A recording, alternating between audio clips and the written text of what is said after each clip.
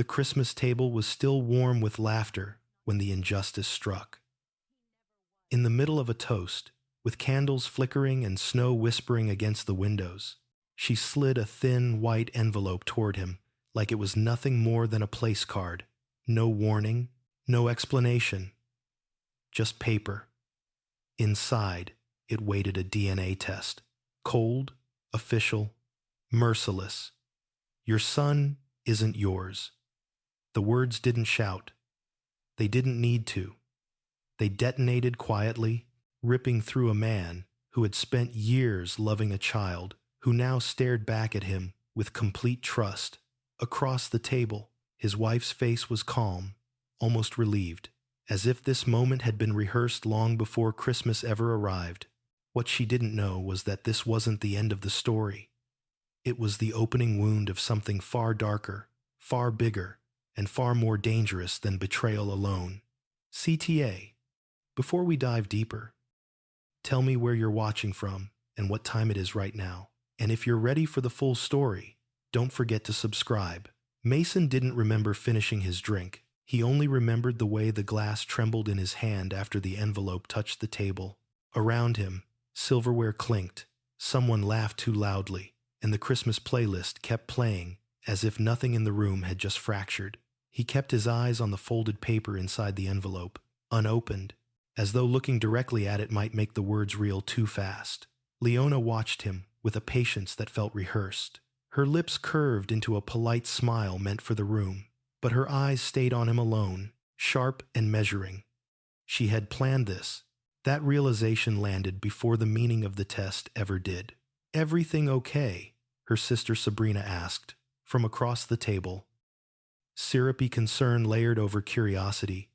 She leaned forward slightly, already sensing blood in the water. Mason nodded once. He didn't trust his voice. He felt heat rushing up his neck, his heartbeat thudding in his ears, so loudly it drowned out the music. He folded the paper back into the envelope and slid it under his plate, as if it were nothing more than a receipt. At the end of the table, Noah swung his legs under the chair, laughing at something Gordon had said. He had crumbs on his sweater and a gap in his smile where a tooth had fallen out last month. Mason's chest tightened. That face so familiar, so deeply loved, felt suddenly surrounded by invisible barbed wire. Leona reached for her wine, perfectly steady. "Let's finish dinner," she said lightly. "Food's getting cold." The unfairness of it almost broke him. She had detonated his life and expected him to pass the gravy. Mason stood abruptly. "Bathroom," he muttered, already turning away. No one stopped him. No one needed to. The hallway felt longer than usual, the lights too bright. He locked the bathroom door and leaned over the sink, breathing hard, palms flat against the porcelain. His reflection looked wrong older, hollowed out, like someone had scooped something essential from behind his eyes. With shaking fingers, he pulled the envelope back out. This time, he unfolded the paper. The words were clinical, percentages, charts. A conclusion delivered without emotion or mercy. Probability of paternity, 0. His knees weakened. He sat on the edge of the tub, staring at the page as if it might change if he stared long enough. His mind scrambled for explanations, mistakes, swapped samples, a cruel joke. But deep down, another voice whispered that Leona would never gamble something like this on uncertainty. A knock came at the door. "Mason," Leona said softly. "You okay?" He folded the paper quickly, shoved it back into the envelope. "Fine," he lied. "Don't take too long," she said. "People will start wondering." People, appearances, control. When he returned to the dining room, the conversation paused for half a beat, long enough for him to feel it before resuming. He sat down slowly, every movement deliberate. Noah looked up at him and smiled, wide and unguarded. "Dad, can I open one more present later?" Noah asked. The word hit Mason harder than the test had. He swallowed. "We'll see, buddy." Leona's foot brushed against his under the table. Not comfort, a reminder. As plates were cleared and dessert arrived, she leaned closer. her voice low enough that only he could hear. "Don't make a scene," she said. "Not tonight." He looked at her then. Really looked. There was no guilt in her expression. No fear. Just anticipation. "You ruin Christmas," she continued calmly. "And I'll make sure you regret it." The threat was casual, almost bored. That terrified him more than anger would have. Guests lingered longer than Mason wanted. He answered questions automatically, nodded at jokes he didn't hear. All the while, his eyes kept finding Noah, how he tilted his head when he listened, how his laugh came out in short bursts, how safe he looked. The injustice of it pressed down on Mason's chest until breathing felt like work. Finally, coats were pulled on, hugs exchanged. Sabrina kissed Leona's cheek and gave Mason a look that lingered just a second too long. Gordon clasped Mason's shoulder with performative warmth. "Family's everything," he said. Mason almost laughed. When the door finally closed behind the last guest, the house fell into a silence so heavy it rang. Noah was sent upstairs to brush his teeth. His footsteps faded, unaware of the war that had just begun beneath him. Mason turned to Leona. "How long?" he asked. She loosened her earrings, setting them carefully on the counter. "Does it matter?" "Yes," he said. His voice was steadier than he felt. "It matters to me." She sighed, as if inconvenienced. "Years ago," she said. "A mistake? Or maybe not. Depends how you look at it. And you waited until now." His hands curled into fists. "Christmas." She met his gaze. It seemed appropriate. Rage flared, hot and sharp. "You let me raise him," Mason said. "You let me love him." Leona tilted her head. "You wanted to," she replied. "And you were very good at it."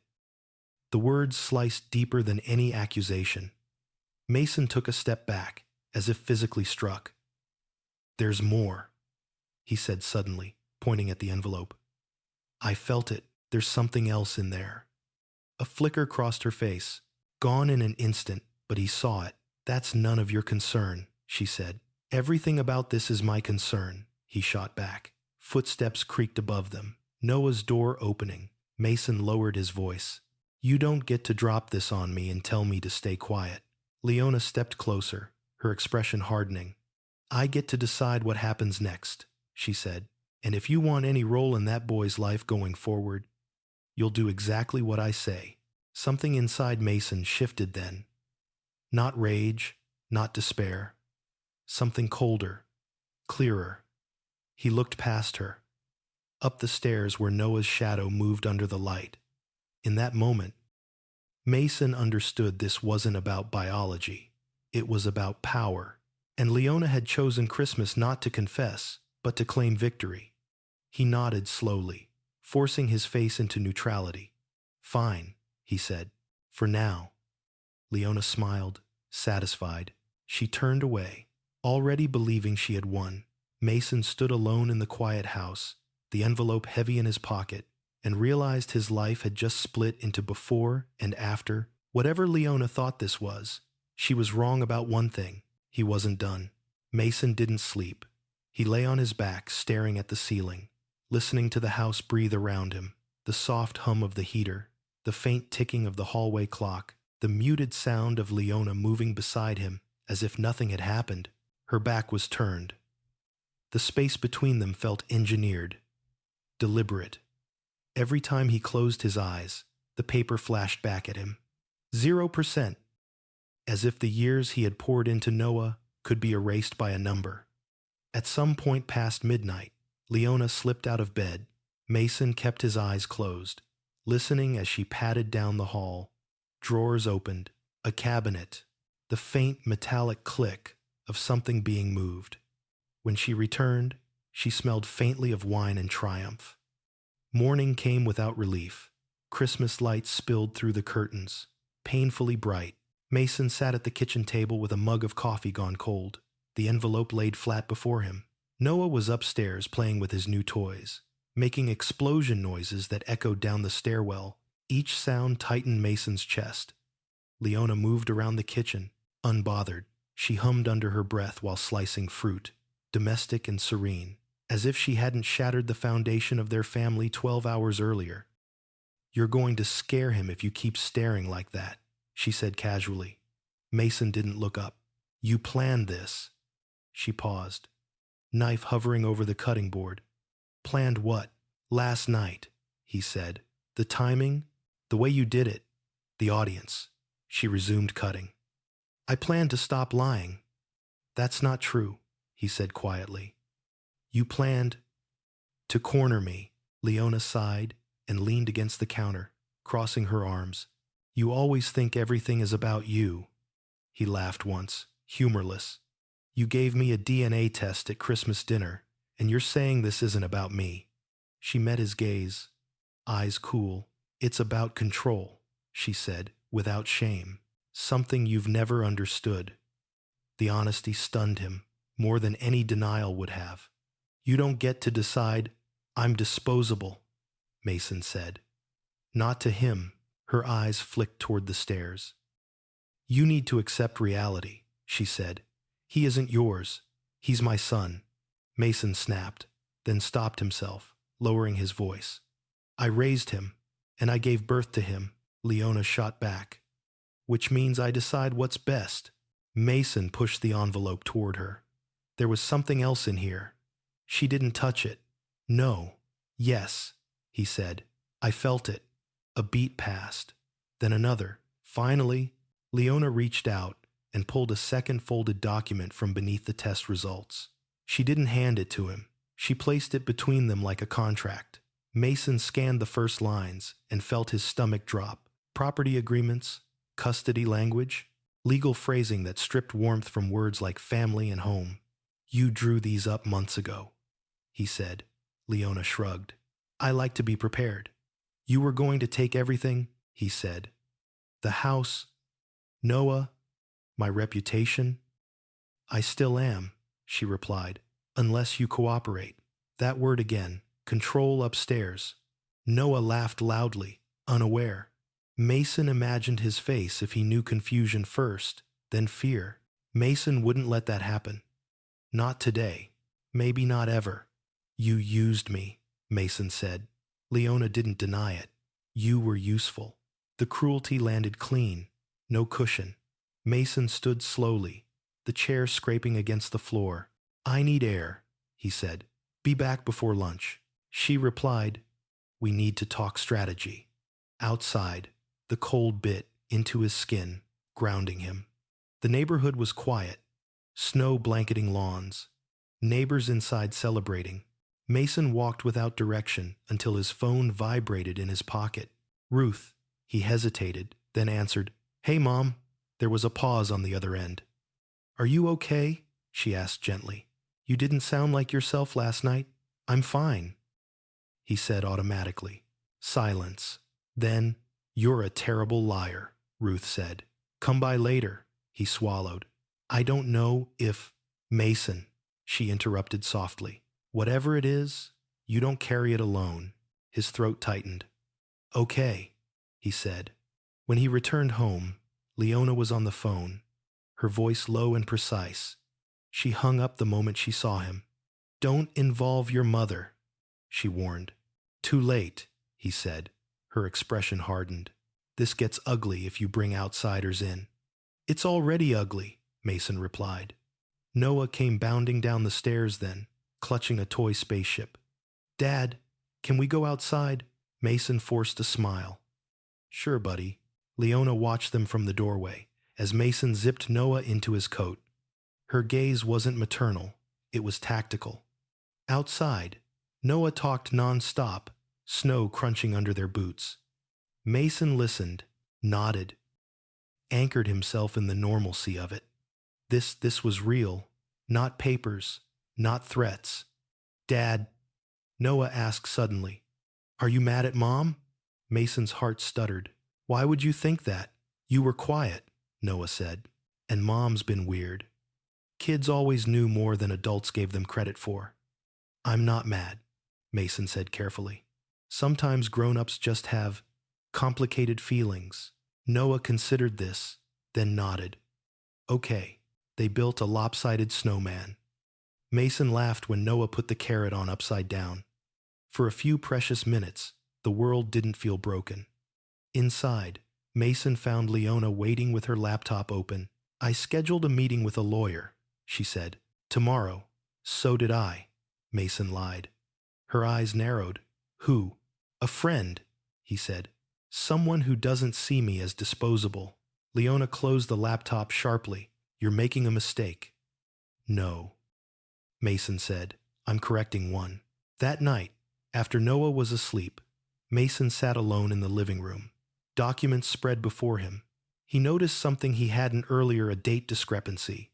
One of the clinic receipts tucked into the envelope was older than it should have been. Months older. His pulse quickened. This wasn't impulse. It was orchestration. His phone buzzed. A text from an unknown number. "Stop digging. You won't like what you find." Mason stared at the screen, then slowly locked his phone. Leona thought she had ended him with a piece of paper. She had no idea what she'd started. Mason left before sunrise. He told Leona he was going to clear his head, and for once, she didn't try to stop him. That alone confirmed what he already knew. She believed he was contained, controlled, a man stunned into compliance. She was wrong. The cold morning air sharpened his thoughts as he drove. Every streetlight, every quiet intersection felt surreal, like he was moving through a city that no longer belonged to him. By the time he reached his mother's house, the fog inside his head had hardened into something purposeful. Ruth opened the door before he knocked. She took one look at his face and pulled him into a hug that smelled like coffee and home. "You look like someone died," she said softly. Mason exhaled against her shoulder. Something did. They sat at the kitchen table where he had grown up, steam rising from 2 mugs. He didn't give her every detail, he couldn't, but he gave her enough. The envelope, the claim, the threat beneath it. Ruth listened without interrupting, her hands folded tightly around her cup. When he finished, she didn't rush to speak. She studied him the way only a mother could, searching for fractures. "Do you believe it?" she asked. Mason hesitated. "I don't know what I believe," she nodded. "Then don't let anyone force you to act like you do." Before he left, Ruth pressed something into his hand, a small notebook. "Your father kept records," she said. "When things didn't add up, you might want to do the same." Back in his car, Mason opened it. Blank pages. A quiet invitation to document truth. His next stop wasn't home. It was Caleb's garage. The place smelled like oil and metal, familiar and grounding. Caleb looked up from under a lifted truck, wiped his hands, and frowned when he saw Mason. "Man," he said, "you look wrecked." "Got time?" Mason asked. "For you, always." They sat on overturned crates as Mason laid out the story. Caleb's jaw tightened with every sentence. "That's not a confession," Caleb said when Mason finished. "That's a power move. That's what it felt like." Caleb leaned back, eyes narrowing. "You need your own proof. Not hers, not emotions. Facts." "I know," Mason said. "I'm thinking another DNA test." Caleb nodded immediately. "Good. And do it clean. No chance she can interfere." Mason swallowed. "I hate that I even have to." Caleb's voice softened. "You're not questioning your love for him. You're questioning her lies. Big difference." They arranged everything quietly. A reputable lab, chain of custody, no shared email, no paper trail Leona could access. As Mason drove home, his phone buzzed again. "Another unknown number? You think you're smarter than this." He didn't reply. He turned the phone off. At home, Leona was in the living room, scrolling through her tablet. She didn't look up when he entered. "You're gone a lot today," she said. "I needed perspective. It is something maybe 5 the mosing." She smiled thinly, careful. "Too much perspective makes people reckless." Mason said nothing. He went upstairs, retrieved one of Noah's hairbrushes, his hands trembling slightly. He hated himself for this. Hated the secrecy, hated the implication. That night, Leona changed tactics. She cooked his favorite meal, sat closer on the couch, let her hand rest on his knee, longer than necessary. You don't have to fight this, she murmured. We could make it easy. Mason stared at the TV, unmoving. Easy for who? For everyone, she said. Especially Noah. The name felt weaponized. Mason gently removed her hand. I'm tired, he said. In bed he faced the wall, listening to her breathing. He knew now that affection from her was just another lever. The next few days blurred together. Mason worked, smiled when required, stayed quiet when provoked. He wrote everything down: dates, comments, inconsistencies. Patterns emerged. Leona's girls' trips aligned with clinic dates. Financial withdrawals clustered around key moments in their marriage. Late one night, while printing a work document, the printer whirred unexpectedly and spat out extra pages. Legal drafts. Mason froze. He lifted the papers slowly. Property transfers, emergency guardianship clauses, his name absent where it should have been, Noah's future outlined without him. The dates were months old. His hands shook as he slid the pages back exactly where he'd found them. Leona hadn't just prepared for a confession. She had prepared for erasure. The lab called 2 days later. Your results are ready, the woman said. Can you come in? Mason's chest tightened. Now, yes. He left work early without explanation. The drive felt endless. Every red light felt personal. Inside the lab, everything was white and quiet. The technician spoke gently, as if softness might cushion impact. The result was clear, undeniable. He wasn't the biological father. Mason sat in his car afterward, hands on the steering wheel, staring straight ahead. The confirmation didn't explode like he expected. It collapsed inward, heavy and suffocating. When he got home, Noah was on the floor, building something elaborate out of blocks. Dad, look, Noah said proudly. Mason knelt, forcing air into his lungs. That's incredible. And in that moment, with Noah's eyes shining up at him, Mason understood something fundamental. Biology had nothing to do with this bond. But the world didn't always agree. Leona stood in the doorway, watching. She read his face instantly. You know, she said. Yes, Mason replied. She smiled. Good.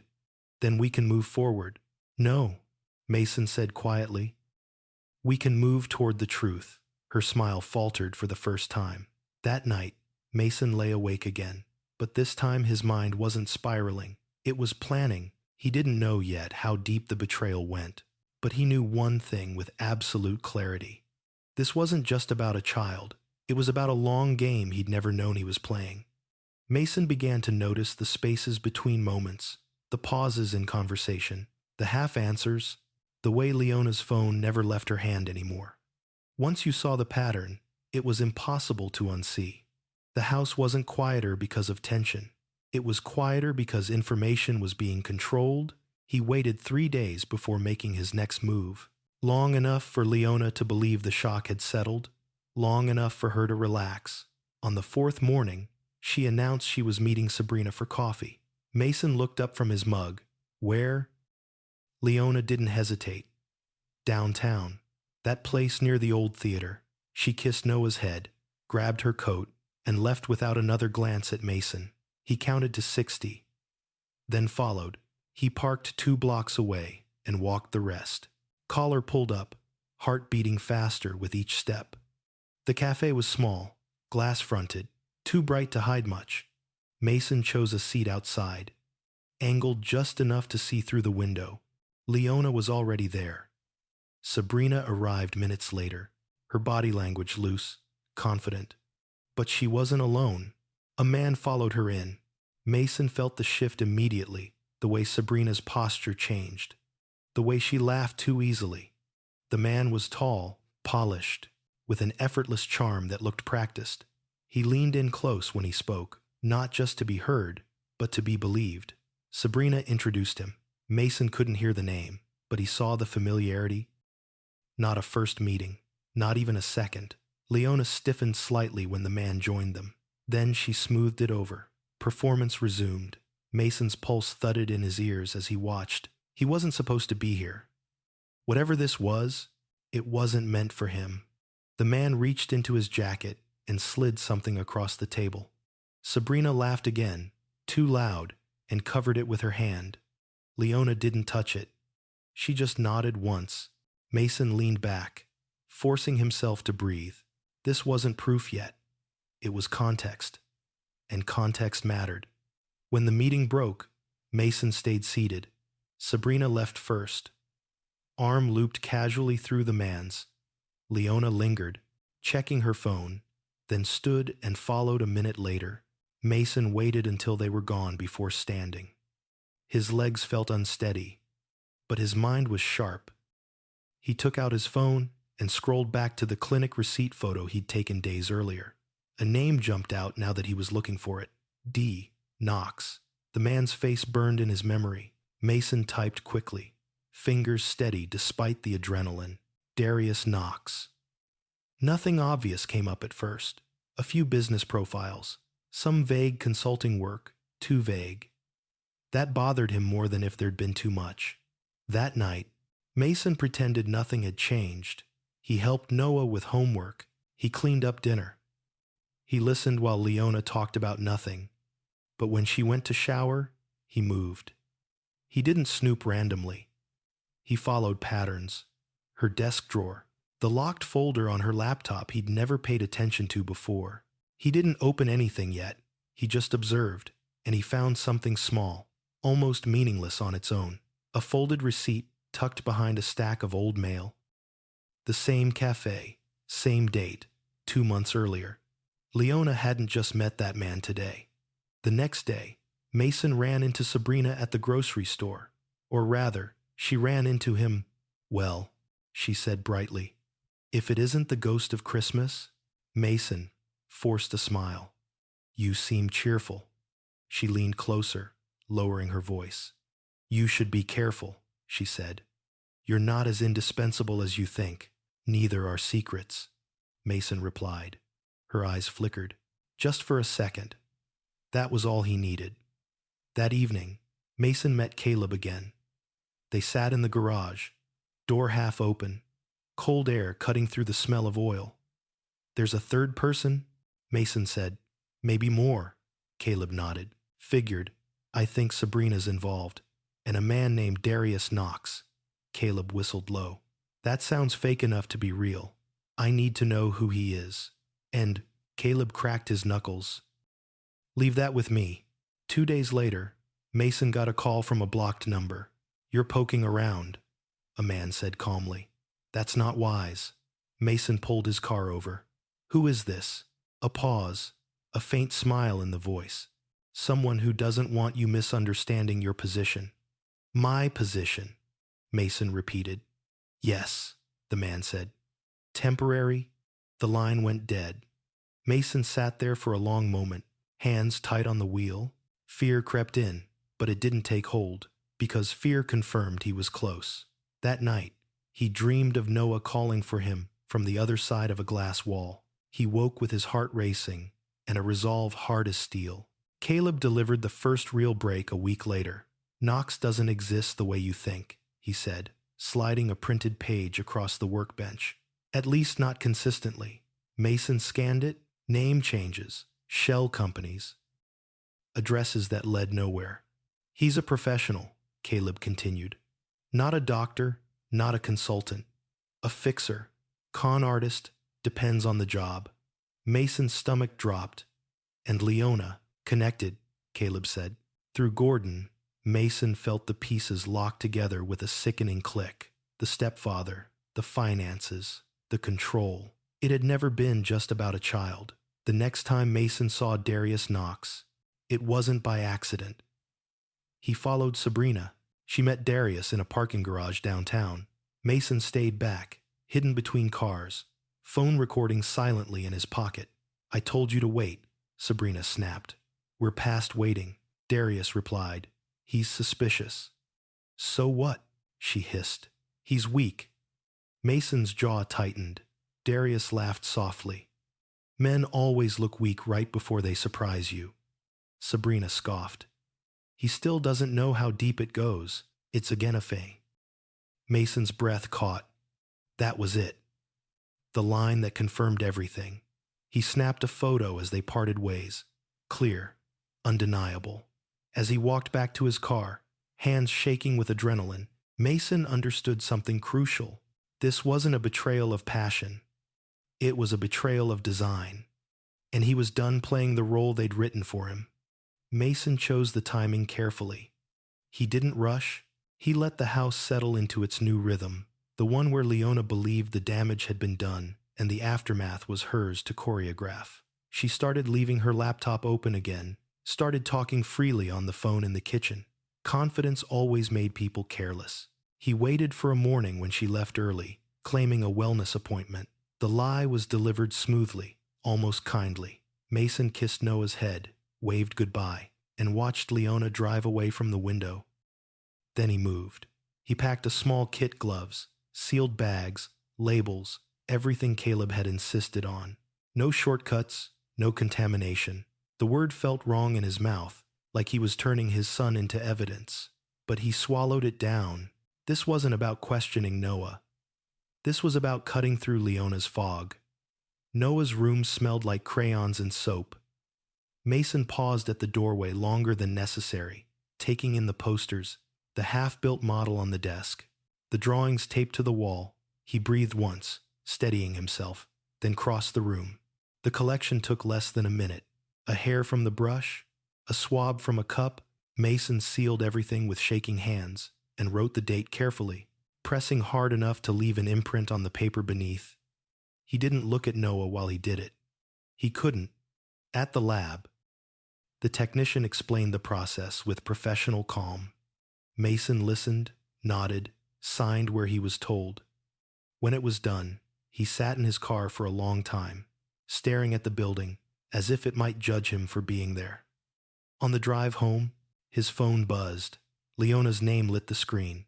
"How's your day?" she asked. "Sweet as sugar."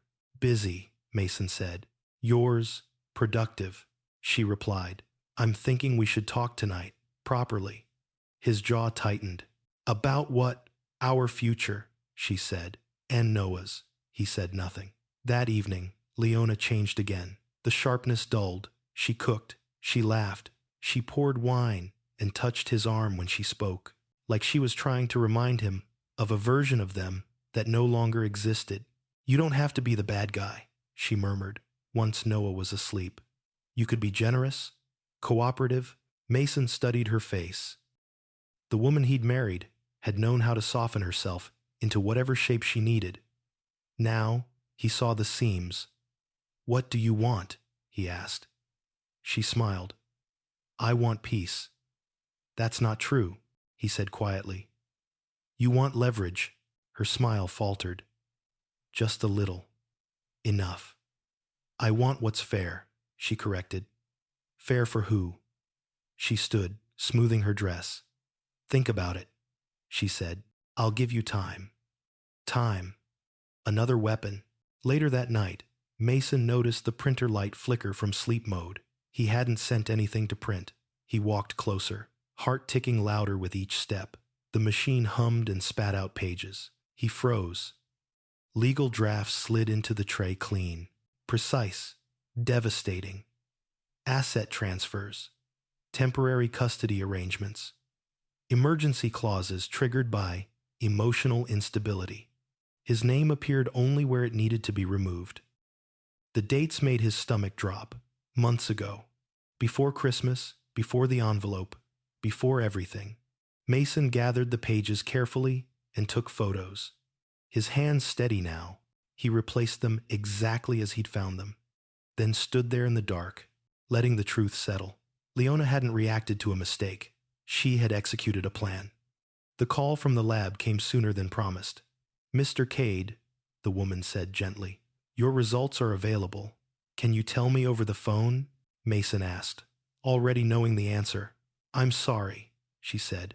"You'll need to come in." The drive felt endless. Every stoplight stretched, every billboard blurred. Mason parked, went inside, sat across from the same calm professionalism. The result was clear. Absolute. He wasn't the biological father. The room seemed to tilt. Mason thanked the technician because that was what polite people did, and then walked out with the paper folded so tightly it creased. In his car, the grief finally hit. Not loud, not explosive. It pressed down on him, heavy and suffocating. Stealing his breath, he rested his forehead against the steering wheel and let it pass through him like a storm. When he got home, Noah was on the floor, lining up toy cars with serious concentration. "Dad," Noah said, beaming. "Which one wins?" Mason knelt beside him. "Depends," he said. "Who's driving?" "You are," Noah said, without hesitation. Mason swallowed. "Then I guess that one." Leona watched from the doorway, reading his face like a verdict. "You went," she said. "Yes, and—" He stood slowly. "You knew." She didn't deny it.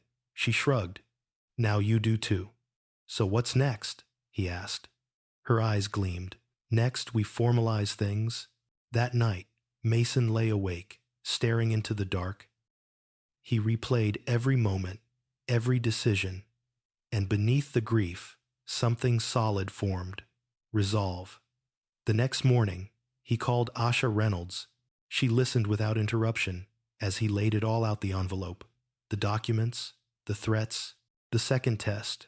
When he finished, there was a brief silence.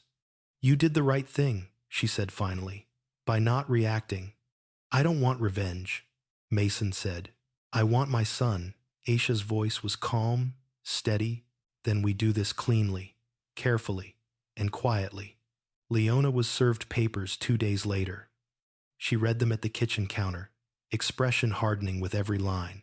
"You went behind my back," she said. Mason met her gaze.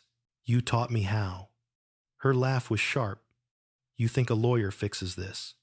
"No," Mason said. "I think truth does." That afternoon, his phone buzzed with an unknown number.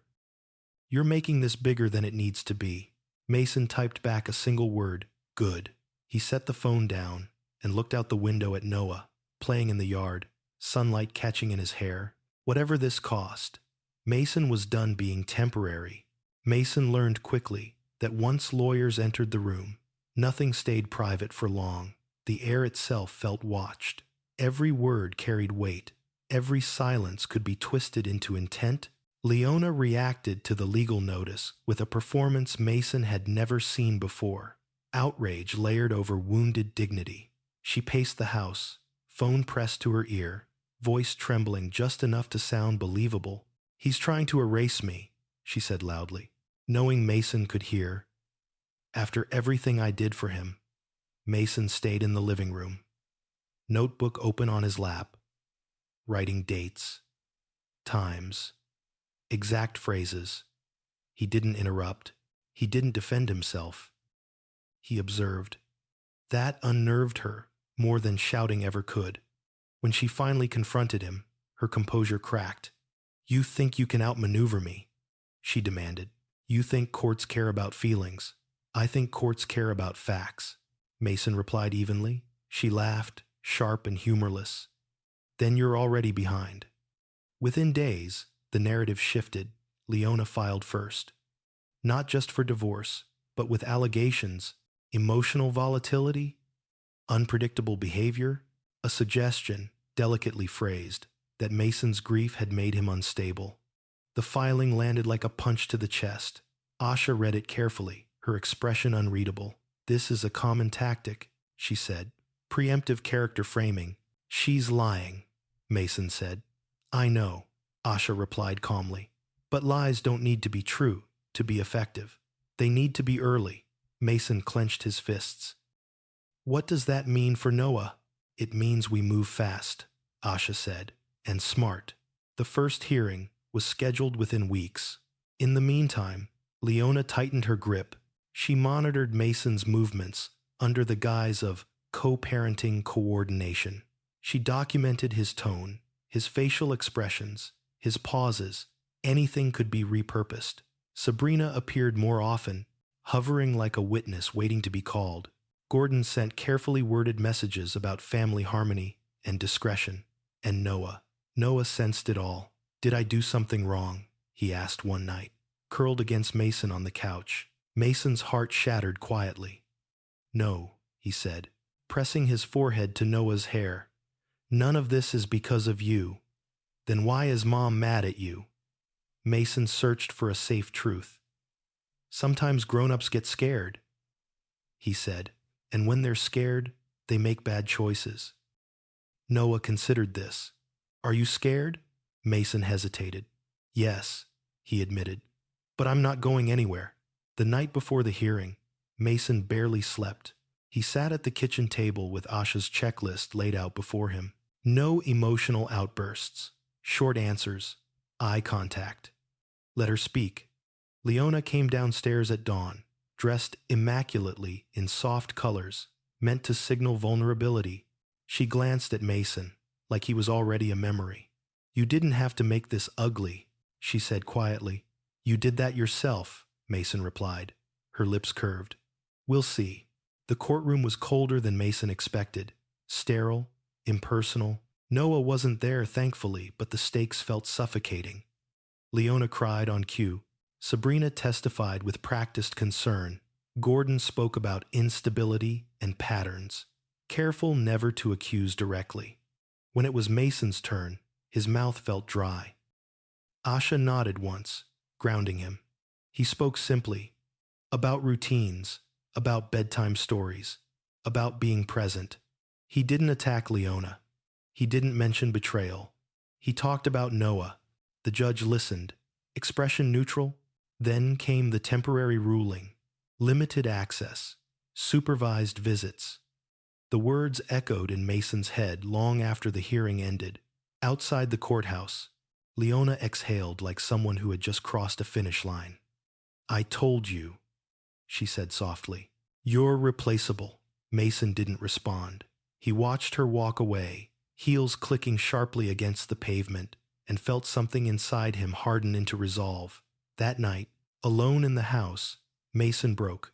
Not loudly, not dramatically. He sat on the floor of Noah's room and let the grief pour through him, hot, aching, relentless. He pressed his face into Noah's pillow and breathed in the familiar scent, grounding himself in the truth of their bond. When the storm passed, clarity followed. Leona had underestimated one thing. Mason wasn't fighting to win. He was fighting to endure. Caleb came by the next day, a beer in each hand. They sat in the garage, door open, cold air biting. "She's confident," Caleb said. "That's dangerous." "She thinks I'm finished," Mason replied. Caleb smirked. "That's when people make mistakes." Aisha called that evening, with new information. "We found something," she said. "Financial irregularities, transfers that don't align with declared income." Mason straightened. "Gordon." "Yes," Asha said. "And someone else, Darius Knox." The name felt heavier now, more real. "He's not just a background figure," Asha continued. "He's central. And he's sloppy." Mason closed his eyes briefly. "What do you need from me?" "Patience," she said. "And documentation, everything." Leona escalated. She canceled visits last minute, claimed Noah was overstimulated, suggested Mason's presence was disruptive. Each denial cut deep, but Mason logged it all. Dates, reasons, patterns. One afternoon, Mason found a small black device tucked behind a bookshelf in the living room. A camera. His hands shook as he removed it. The realization hit hard and cold.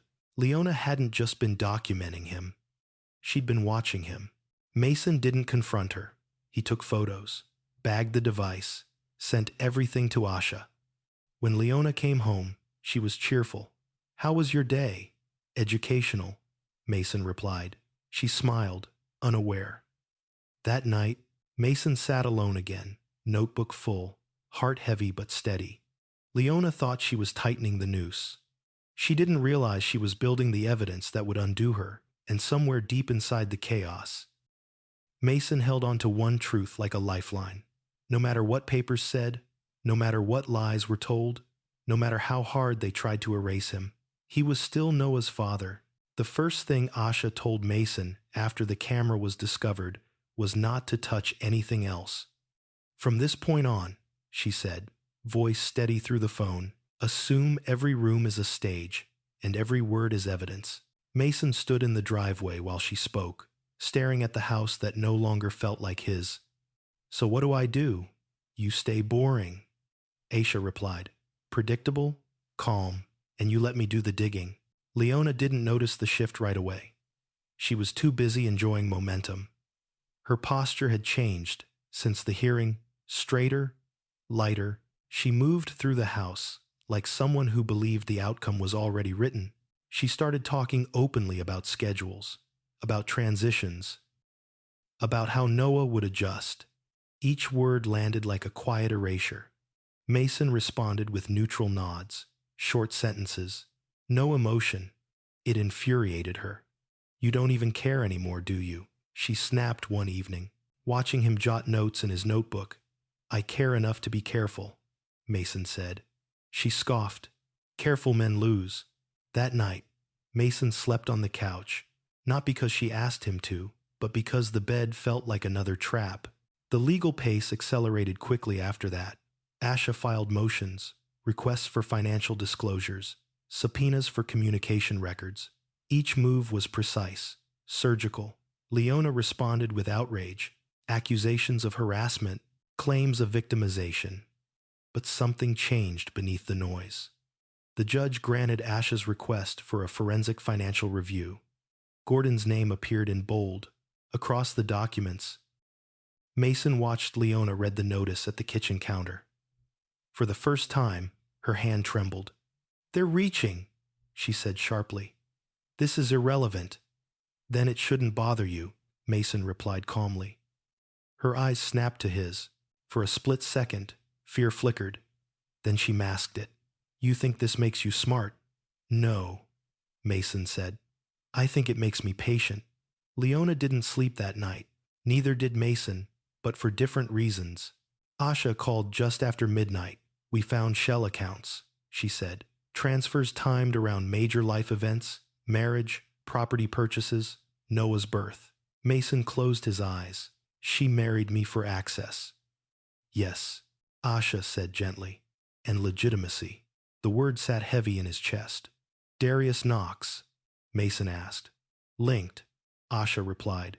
Multiple identities, financial consulting fronts, a history of asset redirection during divorces. Mason exhaled slowly. So the DNA test was leverage. Asha finished, not truth-seeking. The next morning, Mason received an email from a blocked address. You're being misled. This ends badly for people who don't know when to stop. Mason forwarded it to Asha without replying. Leona's behavior grew erratic after that. She alternated between hostility and charm. One morning, she offered to make breakfast together, smiling like nothing was wrong.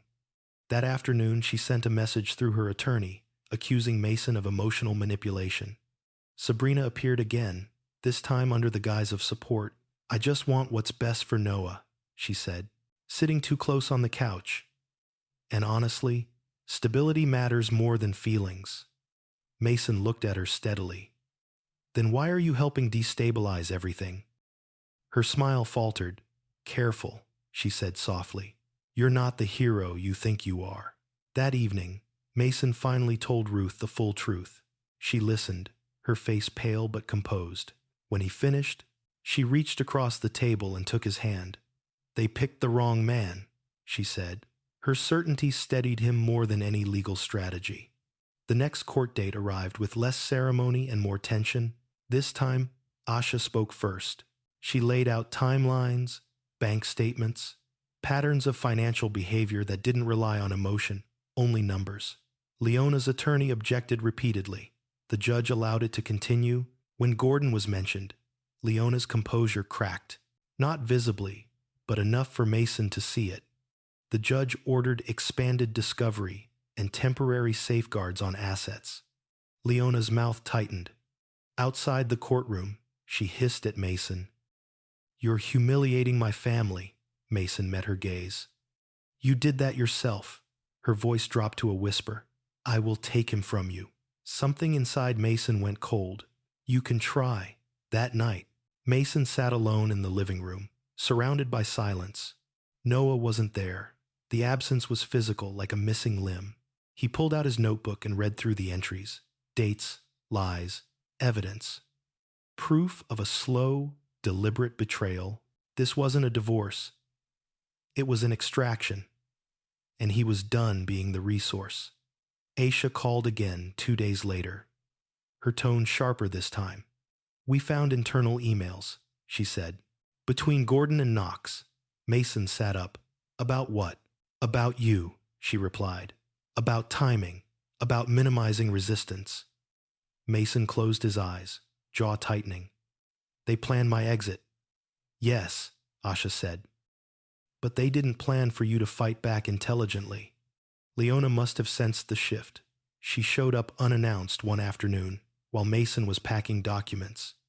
You've gone too far, she said. This was supposed to be simple. Simple for you, Mason replied. She stepped closer, eyes bright with anger. You think exposing them makes you noble. No, he said. It makes me necessary. She slapped the folder out of his hands, papers scattered across the floor. Look at you, she sneered, clinging to a child who isn't even yours. Mason bent down slowly, gathering the papers. His voice was calm when he spoke. He's mine in every way that matters. Leona laughed, brittle. The court will decide that, and the truth will decide you, Mason said. That night, Mason found another camera. This time, in the hallway. He didn't feel fear anymore. Only confirmation. Leona was running out of time, and she knew it. Somewhere beneath the legal filings and quiet threats, the ground was shifting, and Mason stood still long enough to feel it. The invitation came disguised as peace. Leona suggested a family dinner neutral ground, she said. No lawyers, no paperwork, just conversation. The message was sent through her attorney, carefully worded, almost warm. Aisha's response was immediate. She's setting a stage. I know, Mason said. That's why I'm going. Aisha paused. Then you record everything and you don't react, no matter what she says. The dinner was held at Gordon's house, a place Mason had once considered safe. The lights were softer than usual. The table set with deliberate care. Appearances mattered here. Leona arrived serene, dressed in muted colors meant to signal restraint. Sabrina hovered at her side, all concern and thin smiles. Gordon greeted Mason with a measured nod. We're glad you came, Gordon said. For Noah's sake. Mason nodded back. So am I. The conversation started harmlessly enough. Weather, schedules, vague talk of compromise. Mason answered minimally, aware of the small glint in Leona's eyes every time he spoke. Then she began. You seem different, Leona said gently. Quieter, distant. Mason took a sip of water. I'm listening. Sabrina leaned forward. That's not what it looks like, she said. It looks like resentment. Gordon raised a hand. Let's not escalate. Leona sighed, eyes glistening just enough. I just want Noah to grow up in a stable environment. Mason nodded. So do I. And yet, she continued, you insist on dragging him through chaos. There it was, the bait. Mason kept his voice level. I haven't involved him in anything. She tilted her head. Children feel tension. They absorb it. I agree, Mason said. Which is why I've been careful, Sabrina scoffed. Careful men don't hire lawyers to attack families. Mason met her gaze.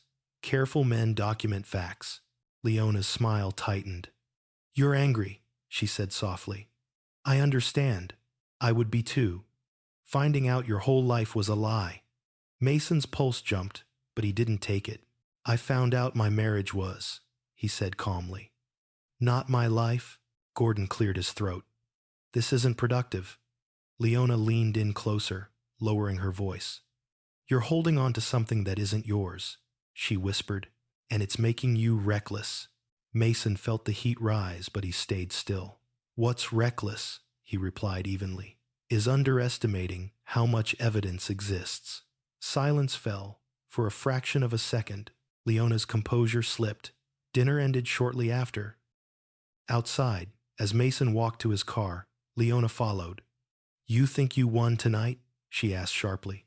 "I didn't come to win," Mason said. "I came to understand."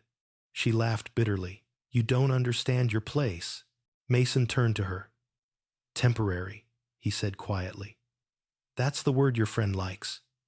Her eyes widened. "You've been recording," she snapped. "I've been listening," Mason replied. That night, Mason uploaded everything audio, timestamps, notes to Asha's secure server. He sat back, exhaustion pressing into his bones, but clarity cutting through it. The next morning, his phone exploded with messages. Leona's attorney accused him of manipulation. Sabrina sent a text dripping with menace. Gordon requested a private conversation. Asha advised against it. If he wants to talk, it can be on record. Gordon declined. Instead, something else happened. Mason arrived home to find his front door unlocked. Inside, drawers were open, papers disturbed, nothing stolen but something searched. A message waited on the counter, written neatly on a scrap of paper. "You're not as protected as you think." Mason photographed it, bagged it, logged it. Fear tried to rise, but resolve crushed it. That afternoon, Aisha called with urgency. "We have a problem and an opportunity." "Which is it?" Mason asked. "Both," she replied. Leona filed an emergency motion. Mason's chest tightened. "On what grounds?" "She claims you're emotionally unstable and creating a hostile environment." "And the opportunity?"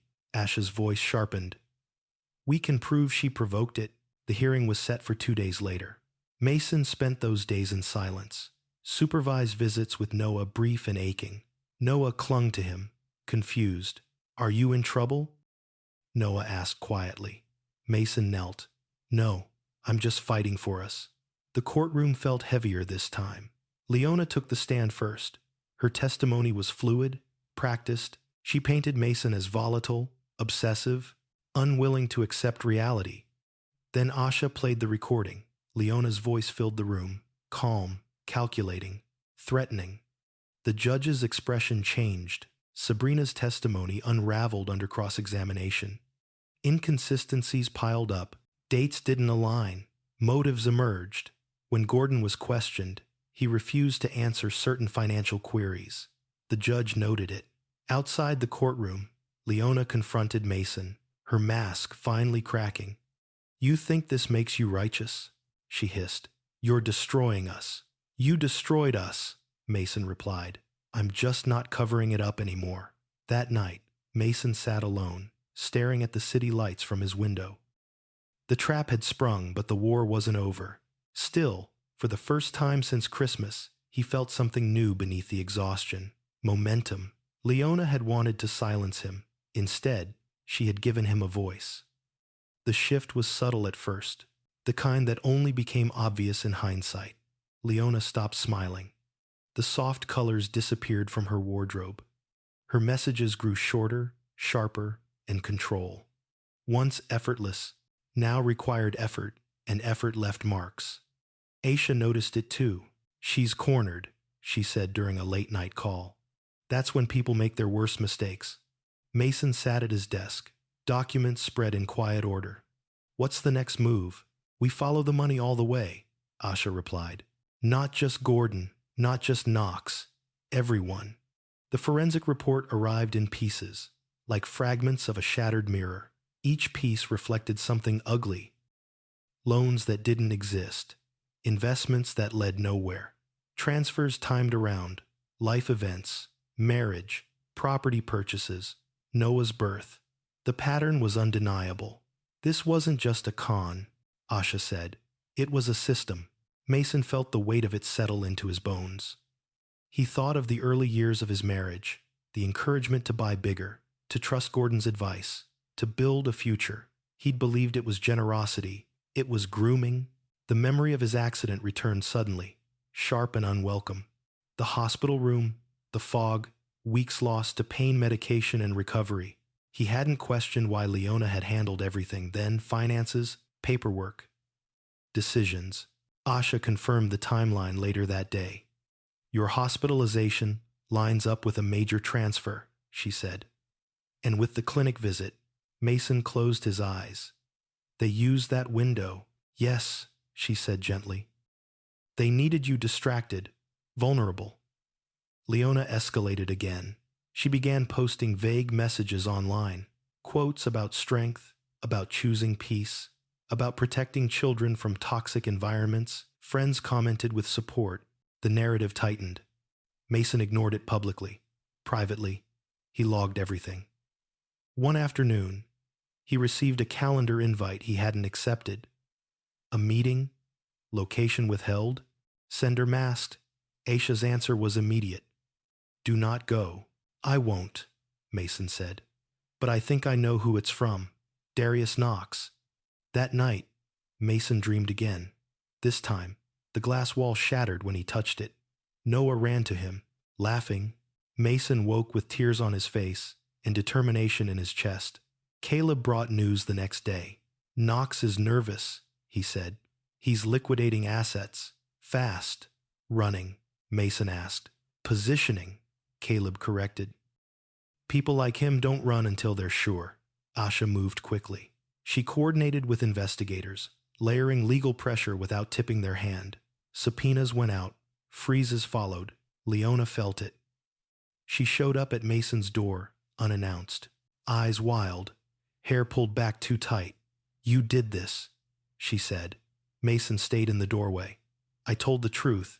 You don't understand what you've triggered, she snapped. This was supposed to be clean. Nothing about this was clean, he replied. Her voice dropped. You think you're protecting Noah? You're putting him in danger. Mason felt the chill. From who? She laughed, sharp and brittle. From people who don't forgive exposure. He met her gaze. Is that a threat? She hesitated just a beat too long. Then she stepped back. You'll regret this. When she left, Mason locked the door and leaned against it. Breathing hard, he called Asha immediately. She's rattled, Asha said. Good. Stay alert. Document everything. The breakthrough came 2 nights later. Asha called, voice taut with adrenaline. We have internal emails. Gordon and Knox. Explicit. Mason sat up. Explicit. How? Language, she said. About phasing you out. About Noah being the anchor that kept assets secure. Mason swallowed. They talked about my son like a tool. Yes, Asha said. And about Leona's role, which was primary, Asha replied. She wasn't coerced. She coordinated. The truth hurt in a new way, cleaner, sharper. No room for excuses. The next court date arrived with a different energy. The judge's patience had thinned. The room felt alert, awake. Aisha presented the financial web methodically. Emails, timelines, expert testimony. The story told itself. Leona's attorney objected less. When Leona took the stand, her confidence faltered. She contradicted herself, missed dates, overreached. Asha played a recording Mason had almost forgotten, the one from the family dinner. Leona's voice filled the courtroom, calm, calculated, unmistakable. You're holding on to something that isn't yours. The judge's gaze sharpened. When Gordon was called, he refused again to answer certain questions. The judge noted the pattern and the consequences. After the hearing, Leona didn't approach Mason. She left quickly, head down, phone pressed to her ear. Asha smiled for the first time in weeks. We're close. How close? Mason asked. Close enough that Knox is making calls, she said, and close enough that Leona will try something desperate. Mason nodded. I'll be ready. That evening, he found a note slipped under his door. We can still fix this. Meet me alone.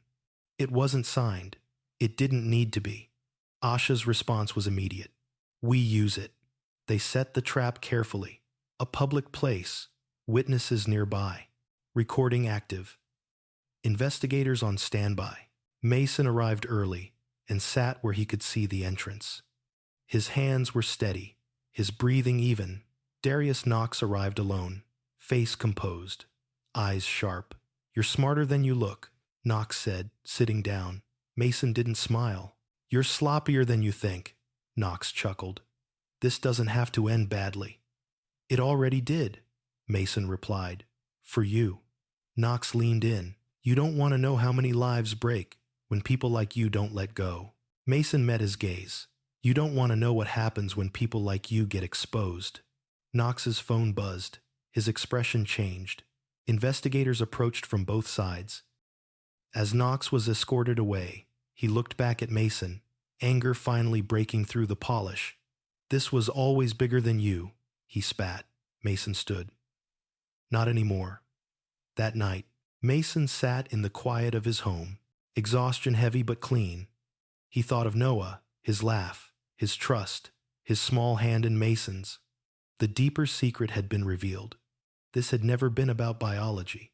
It had been about ownership, and Mason had just taken it back. The courtroom filled faster than it had any right to. Word had spread quietly, efficiently, that something significant was about to surface. Mason felt it in the air, the way conversations dropped when he passed, the way eyes lingered. He took his seat beside Asha, hands folded, posture neutral, stay boring, stay precise. Leona arrived last. She wore black this time, severe and deliberate, her hair pulled back tight. The softness was gone. In its place was a controlled intensity that dared the room to challenge her. Sabrina followed, pale and rigid, avoiding Mason's eyes. Gordon wasn't there. His absence spoke louder than any testimony. When the judge entered, the room stilled. Leona's attorney opened with a polished statement about a mother protecting her child from instability. Carefully chosen words, carefully framed concern. Mason listened without reacting, jotting nothing, breathing evenly. He had learned that stillness unnerved people more than anger. Leona took the stand first. She spoke of fear, of confusion, of a husband who had changed overnight. She described Mason as obsessive, unable to accept reality, clinging to a role he no longer had a right to. Her voice wavered at the right moments. Tears gathered but didn't fall until she allowed them. Mason watched her like a witness watches a storm through glass. Detached, analytical. When Asha stood to cross-examine, her voice was calm, almost gentle. You testified that you discovered the paternity issue shortly before Christmas, Asha said. Yes, Leona replied. I wanted to tell him in a meaningful way. Asha nodded. And yet you visited a private clinic months earlier. Correct. Leona hesitated. I wanted confirmation. Confirmation of what? Asha asked. The truth, Leona said. Asha lifted a document. Then why did you draft property and guardianship agreements prior to that confirmation? Leona's jaw tightened. I like to be prepared. A murmur rippled through the courtroom. Asha didn't press yet. She pivoted. You testified that Mr. Cade became emotionally unstable after receiving the DNA test. Yes. Asha nodded again. I'd like to play a recording. Leona's eyes flicked to Mason for the first time that day. The audio filled the room, Leona's voice. Unmistakable, calm, controlled, threatening. Don't make a scene. I'll make sure you regret it. Silence followed. The judge leaned forward slightly. Asha continued. Is that the voice of a woman afraid of instability, or a woman asserting control? Leona swallowed. I was emotional. Asha raised another document. These are internal emails between you, your stepfather, and Mr. Knox. Would you like to explain what phasing him out means in this context? Leona's attorney objected. The judge overruled. Leona's composure cracked not dramatically, but enough. I don't recall, she said. Asha's voice remained steady. You recall enough to coordinate financial transfers during Mr. Cade's hospitalization. Correct. That did it. Leona's head snapped up. That's irrelevant. On the contrary, Asha replied. It establishes motive. The judge nodded once. Answer the question. Leona's silence stretched too long. When Sabrina took the stand, the unraveling accelerated. Dates didn't match. Statements contradicted prior testimony. Asha, let the inconsistencies accumulate like weight. Ms. Vale, Asha said gently. You testified that Mr. Cade was volatile. Yes. And yet, Aisha continued, you continued to encourage private meetings, correct? Sabrina faltered. I was trying to help by provoking him. Asha asked. No. Asha played another recording. Sabrina's voice, mocking. He's weak. Sabrina's face drained of color. Ruth testified last. She spoke without embellishment. About routines. About Mason's steadiness. About Noah's attachment. Her voice shook only once when she described watching her son walk out of the courthouse without his child. The judge listened. By the time the session adjourned, the energy in the room had shifted. The performance had collapsed under its own weight. Outside, cameras waited. Mason avoided them, keeping his head down, his focus inward. Asha touched his arm. We did well. Leona didn't speak to him. She stood with her attorney, phone pressed to her ear, voice sharp and low. When she finally glanced over, her eyes were no longer confident. They were calculating. That night, Mason returned to a house that felt less hostile, though still empty. He poured a glass of water and sat at the table, staring at nothing. The adrenaline faded, leaving behind a deep, aching exhaustion. His phone buzzed. A message from an unknown number. You're embarrassing her. That has consequences. He forwarded it to Asha and set the phone down. The next morning brought a partial ruling. Expanded visitation. Supervision lifted. Mason read the words twice before they sank in. He saw Noah that afternoon. The reunion was awkward at first. Noah cautious, unsure if the rules had changed again. Mason knelt and opened his arms, waiting. Noah stepped into them slowly, then clung tight, like he'd been holding his breath. Are you staying? Noah asked quietly. Yes, Mason said, voice thick. I'm staying. They spent the afternoon at the park, cold air, sharp and clean.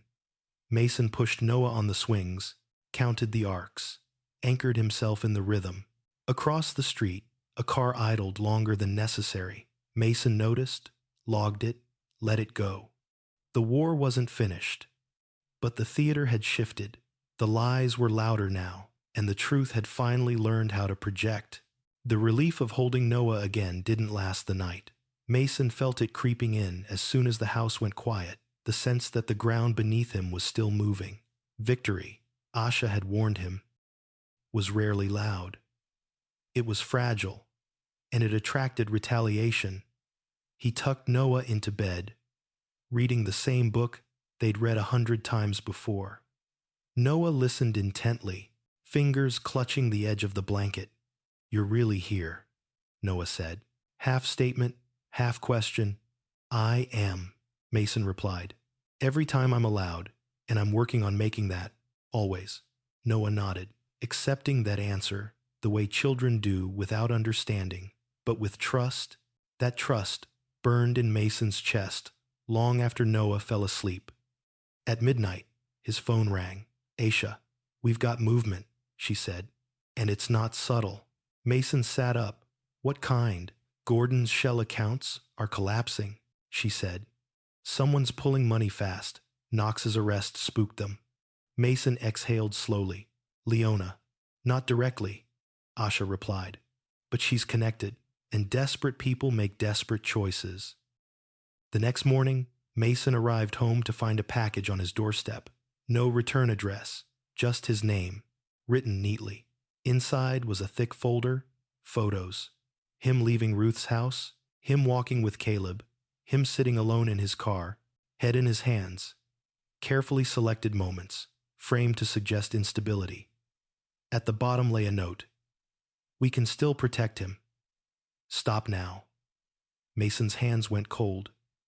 This wasn't intimidation anymore. It was leverage. He scanned every photo, noting angles, distances, timing. Someone had been close, consistent. He called Asha immediately. This is coercion, she said, and it helps us. Helps us how? Mason asked. Because now we know they're scared, she replied, and because they crossed the line. By afternoon, Asha had arranged for the materials to be entered into evidence. She also made a call Mason hadn't expected. Protective services, not against him, but to document the harassment. Leona called that evening, her voice trembling with something that almost sounded like panic. You think this is going to end well, she demanded. You're dragging everyone down with you. You did that, Mason said quietly. I'm just refusing to disappear. You don't understand, she snapped. There are things you don't see. Then stop hiding them, Mason replied. She hung up. 2 days later, Caleb showed up unannounced, face tight. I found something, he said, and you're not going to like it. They sat in the garage, door closed. Caleb slid a folder across the workbench. Knox wasn't just moving money, he said. He was moving people. Mason frowned. Explain. Non-biological paternity cases, Caleb continued. Men pushed out quietly, assets redirected. Kids used as anchors to secure legitimacy until the timing was right. Mason's stomach twisted. This wasn't the first time. No, Caleb said. But it might be the last. Asha confirmed it later that night. We've connected 3 cases, she said.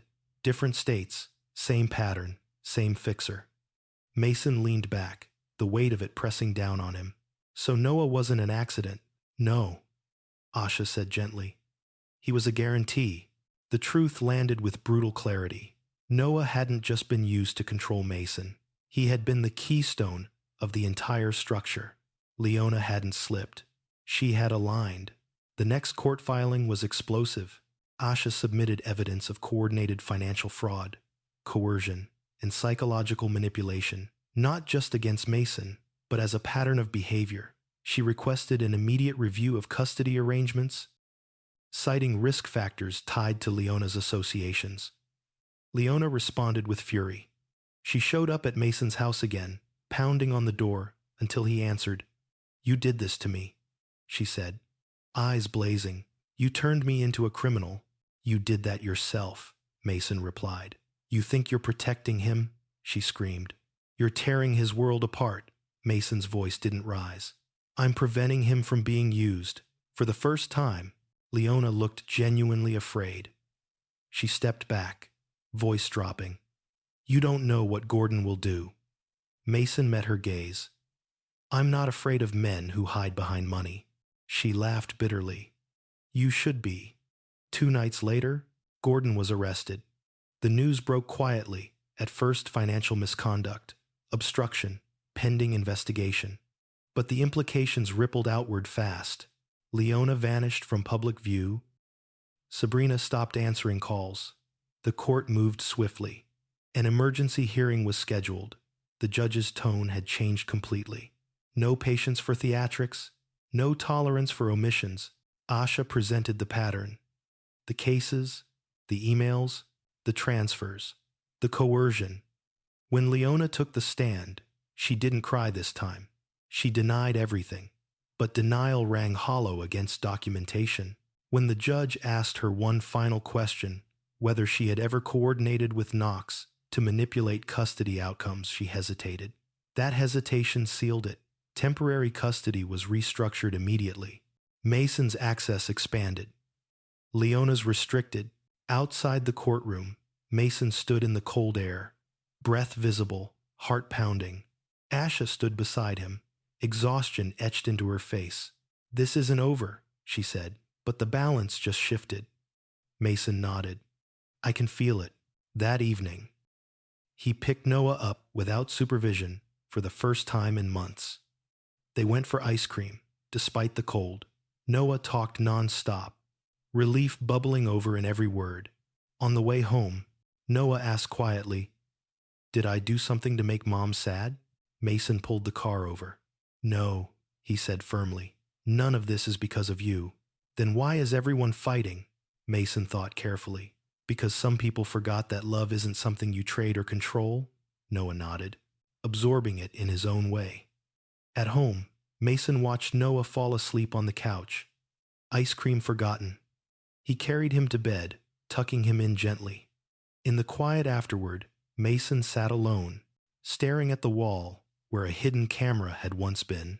He thought about how close he'd come to losing everything. how carefully the trap had been set, how easily it could have worked. But it hadn't. Because he had refused to disappear, because he had chosen patience over panic, and because love, real love, had proven stronger than blood, contracts, and fear. The breakthrough wasn't a moment, it was a decision, and Mason had made it. Mason understood now that the most dangerous moments didn't announce themselves. They arrived quietly, wrapped in opportunity. Asha laid it out during a late-night call, her voice low but steady. Leona's cut off from Gordon. Knox is in custody. The money flow is frozen. That leaves one thing. Desperation, Mason said. Exactly, Aisha replied, which means she'll try to save herself. How? Mason asked. By rewriting the story, Asha said. And by offering someone up. Mason leaned back in his chair, eyes on the ceiling. Me, or herself, Asha said. Depending on which version buys her freedom. The next morning, the message came. We need to talk, alone. I'll tell you everything. No threats, no lawyer language, just an address and a time. Mason forwarded it to Asha immediately. We use this, she said, but we do it right. They planned carefully. Public location, clear sightlines, audio recording. Law enforcement already briefed, waiting at a distance. Not a trap that snapped shut, one that waited for the truth to walk into it. Mason arrived early and chose a table near the window. His hands were steady, his breathing even. He wasn't angry anymore. Anger clouded judgment. What he felt now was clarity. Leona arrived 10 minutes late. She looked smaller than Mason remembered, not physically something else. The confidence had drained from her posture. She sat down without greeting him, eyes darting briefly toward the entrance. You look tired, Mason said. She scoffed weakly. You look victorious. This isn't a victory lap, Mason replied. You asked to talk. She leaned forward. They're going to destroy me. You helped them, Mason said evenly. She flinched. I didn't know how far it would go. Mason didn't interrupt. Silence had become his sharpest tool. Leona exhaled shakily. Gordon brought Knox into my life before you, she said. He said he could protect us, build something untouchable. And Noah? Mason asked quietly. Her eyes flickered. Noah was supposed to secure the future. The words landed like a cold weight. Whose future? Mason asked. Mine, she admitted. Ours, Gordon's. Mason let the recorder run. They told me I needed a stable image, Leona continued. A good husband, a clean life, someone people would trust. And when I stopped being useful, Mason asked. She looked away. You weren't supposed to fight. There it was. Mason leaned back. You brought me here to confess. She shook her head quickly. No, I brought you here to negotiate. Mason almost smiled. You don't have anything left to trade. I do, she said, eyes sharp now. I can give them Gordon, everything, emails, accounts, names. They already have him, Mason said. Her voice dropped. Then I can give them Knox's final moves. Where the rest of the money went? Mason tilted his head. And what do you want? She swallowed. No prison and full custody. The audacity was breathtaking. Mason stood slowly. This conversation is over. Leona panicked. She reached for his wrist. Please, you owe me. Mason pulled back. I owe my son the truth. He stepped away from the table. Leona's voice rose. You think they care about you? You were always just a placeholder. Mason didn't turn around. Law enforcement moved in quietly. Efficiently, Leona realized too late. Her face drained of color as hands touched her arms, voices calm but firm. This was always bigger than you, she whispered as they led her away. Mason watched without satisfaction. Only resolve. The fallout was immediate. Leona's signed statements, obtained later that day through counsel, corroborated everything Aisha had built. Financial coordination, coercion, intent. Sabrina folded within hours. The network collapsed like a house of cards built on paper promises. In the days that followed, Mason moved carefully. He kept Noah's routines intact: school, meals, bedtime stories, stability where chaos had tried to root itself. The court moved faster now. Emergency orders became permanent considerations. Leona's access was suspended pending review. Mason felt no triumph, only gravity. One evening, as Mason and Noah walked through the park, the sky dimming to amber, Noah asked a question Mason had been bracing for. Is Mom in trouble? Mason stopped walking. He crouched to Noah's level. Your mom made some very bad choices, he said gently. And now adults are figuring out what happens next. Is it my fault? Noah asked, eyes wide. Mason's heart cracked cleanly in two. No, he said firmly. Never. You are not a mistake. You are not a reason. You are a person. Noah nodded slowly, absorbing it. That night, Mason sat alone after Noah fell asleep, reviewing the final draft of the custody proposal Asha had prepared. It wasn't about winning. It was about protection, he signed. When the call came, confirming Leona's formal charges, Mason closed his eyes and let the moment pass through him. This wasn't justice in the way stories promised. It was accountability, and it was enough. The collapse came quietly. Without the spectacle Mason once imagined justice required, it began with paperwork. Charges were filed, accounts were seized, statements were amended and resubmitted under oath. Each document stripped away another layer of protection Leona had built around herself. The court no longer spoke in hypotheticals. It spoke in findings. Mason read the summary once, then set it aside. He didn't need the details burned into him anymore. What mattered was what came next. The final custody hearing was scheduled sooner than expected. Asha warned him not to expect closure. This isn't an ending, she said. It's a reckoning.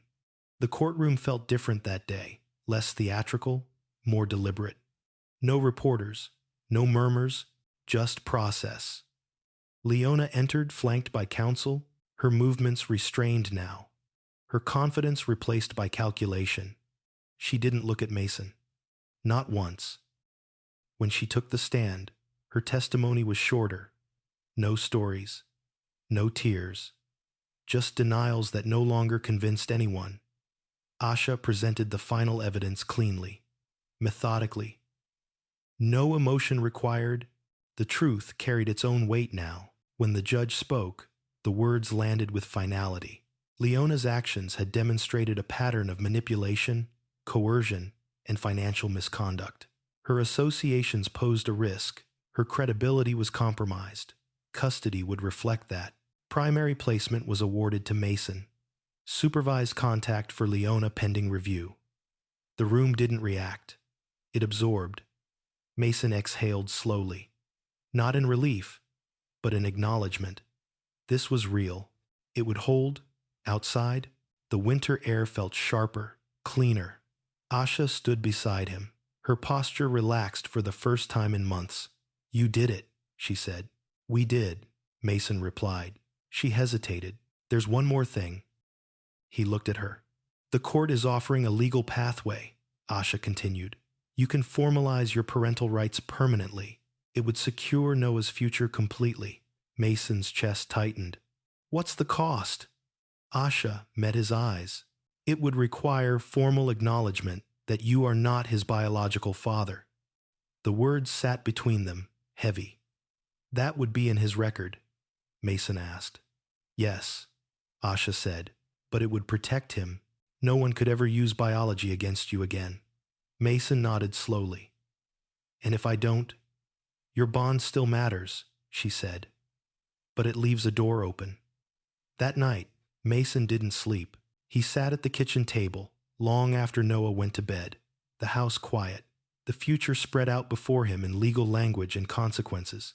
He thought about the first time he'd held Noah, the weight of him, the way his fingers had curled instinctively around Mason's thumb. He thought about the years that followed, scraped knees, bedtime stories, mornings rushed and nights slow. He thought about identity, about truth, about the way adults loved to define children with paperwork instead of presence. The next morning, Mason took Noah for a walk. The park was nearly empty, frost clinging to the grass. They walked side by side in silence for a while. "Dad," Noah said. Mason stopped. He knelt. "Yeah. Are you really my dad?" Noah asked quietly. The question was careful, like Noah had practiced it. Mason's heart didn't break. It steadied. "Yes," he said. "I am." Noah frowned slightly. Even if, even if I came from somewhere else." Mason smiled gently. "Families don't start in just one way," he said. "But they stay, because people choose each other." Noah thought about that, then nodded. "I choose you." Mason pulled him into a hug and held him a moment longer than usual. That afternoon, Mason signed the documents. The choice was clear. Leona was sentenced weeks later, not dramatically, not publicly, but definitively: financial penalties, probation, restricted contact. She looked smaller when Mason saw her last in court, not defeated, but emptied. The schemes were gone, the leverage erased. She didn't speak to him. He didn't need her to. Life didn't snap back into place after that. It unfolded slowly. Mason returned to routines: school pickups, grocery lists, laundry folded late at night. Ruth came by often, Caleb too, the house filled with small, ordinary moments that felt extraordinary after so much instability. One evening, Mason watched Noah do homework at the kitchen table, tongue sticking out in concentration. This was the ending that mattered, not revenge, not victory, presence. Mason had been treated as temporary, disposable, replaceable, but what endured was what he had built, not with blood, but with consistency, patience, and love that refused to be negotiated. The story didn't end with applause. It ended with quiet mornings, safe nights, and a child who slept without fear. And that was enough. The house felt different in the mornings now. Not quieter, just steadier. The kind of calm that came from knowing the ground beneath you wasn't going to collapse without warning. Mason woke before the alarm, a habit left over from months of tension. For a moment, he lay still, listening. No raised voices, no sudden footsteps, just the soft hum of the heater and the faint sound of Noah breathing down the hall. He got up, started the coffee, and packed a lunch with careful attention, cutting fruit the way Noah liked, lining everything up just right. These small rituals mattered more than he'd ever realized. They were proof of continuity. Noah shuffled into the kitchen, rubbing his eyes. "Morning," he mumbled.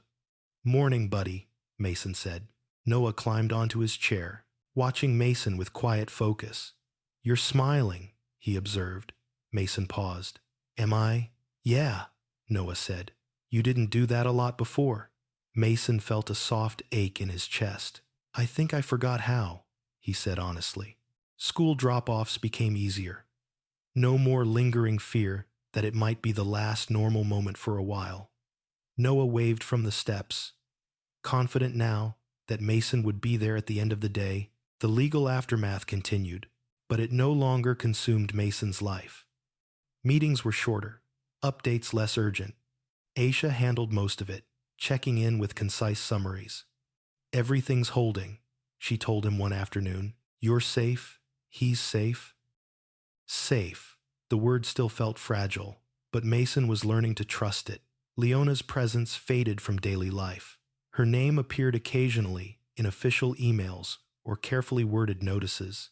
Supervised visits were discussed, delayed, reevaluated. Mason didn't block them out of spite. He followed the process because he wanted Noah to grow up without secrets, poisoning his future. But he also refused to let the past define the present. One Saturday morning, Mason took Noah to the hardware store. They wandered the aisles, debating paint colors for Noah's room, like it was the most important decision in the world. "Blue," Noah declared. "Not baby blue, space blue." Mason laughed. "Space blue it is." They painted together that afternoon, music playing softly, blue smudges ending up on Noah's nose and Mason's shirt. When they finished, Noah stood back, hands on his hips, satisfied. It looks like it belongs to me, he said. Mason swallowed. It does. That night, as Mason tucked Noah into bed, Noah hesitated. Can I ask you something? He said. Always. Will you ever stop being my dad? The question was simple. The weight behind it was not. Mason sat on the edge of the bed. No, he said without hesitation. That's not something that expires. Noah nodded, relief washing over his face. Okay. As Mason turned off the light, he felt something settle inside him, a quiet certainty that didn't need validation. Weeks passed, then months. The final ruling came on a clear morning, delivered in a formal envelope that Mason opened at the kitchen table. He read it once, then again, just to be sure. It was done. No more ambiguity. No more leverage to be pulled out at the worst possible moment. The law had caught up to the truth Mason had lived all along. That evening, he and Noah went for a walk, the air crisp, the sky streaked with gold and gray. They didn't talk much. They didn't need to. At the park, Noah ran ahead, climbing, laughing, calling out for Mason to watch. Mason did, fully present, unafraid of what might be taken away. As the sun dipped low, Noah came back and took Mason's hand. You know, Noah said thoughtfully, I think families are kind of like teams. Mason smiled. Yeah, Noah continued. You don't have to look the same. You just have to stick together. Mason squeezed his hand. That's the best definition I've heard. That night, after Noah fell asleep, Mason sat alone on the couch, reflecting on everything that had nearly been lost. The betrayal, the manipulation, the way love had been treated, like a weakness instead of a foundation. Leona had tried to reduce him to a role that could be erased. A placeholder, a means to an end. But what she'd never understood was that real bonds didn't depend on permission. They didn't dissolve under pressure. They didn't disappear when the story got inconvenient. They endured. Mason stood, turned off the lights, and walked down the hallway. He paused at Noah's door, listening for a moment, and then moved on. The house was quiet, not empty. Quiet in the way a place becomes when it finally feels like home again. Some betrayals don't arrive as loud explosions. They come quietly, wrapped in paper, hidden behind smiles, delivered by the people we trust most. Mason's story reminds us that injustice can strip away comfort, certainty, even identity, but it cannot erase character. Blood may explain where a child comes from, but it does not define who stays. True parenthood, true love, is proven in patience, protection, and the refusal to walk away when walking away would be easier. This journey teaches us that healing isn't about revenge or winning. It's about choosing integrity when bitterness feels justified, choosing truth when silence feels safer, and choosing love when fear demands control. Sometimes, the bravest thing a person can do is endure long enough for the truth to surface. And when it does, it doesn't just expose the guilty, it frees the faithful. CTA. If this story moved you, share your thoughts in the comments. What part resonated with you the most? And if you believe stories like this matter, don't forget to subscribe so you won't miss the next one.